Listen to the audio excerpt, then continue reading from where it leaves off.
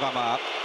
Pasivno. Već smo u pasivnom, pokazuju suci. Lučin, traži se rješenje. Lučin na krilo. Glavaš! Pogodio je Filip Glavaš i skupio se za onaj sedmerac nerealizirani. Idemo probati ovo zaustaviti. Mandić brani loptu i lopta je za koga?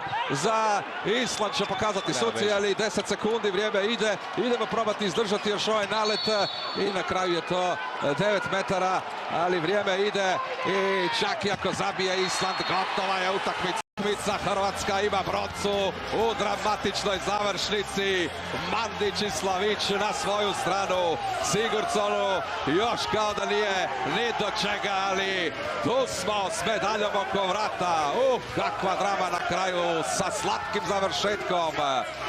Još Hrvatska ni propala. To su pjevali naši navijači, visoko se bude stala kad ju zbudimo, a danas ju je zbudio prvo Tin Lučin svojim bombama u prvom poluvremenu i Veron Načinović nastavio, pa onda u kritičnim trenucima Jelinićeva 3 pogotka, pa Glavašev tako važan gol za kraj i Hrvatska je pobjednik ovdje, visoko se opet stala na 3. mjesto u Europi, 2. godinu za redom.